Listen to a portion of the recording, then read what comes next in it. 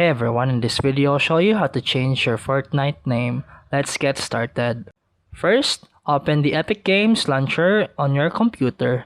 Then click your profile icon in the top right corner and select Account. This will open the Epic Games website in your browser. If you're using a phone or another device, simply go to the Epic Games website and sign into your account. After signing in, open your account settings. Look for the selection called Display Name. Here, click the edit button next to your display name. You'll see your current Fortnite name and you can type a new display name. Make sure the name is unique because Epic Games won't allow duplicate usernames.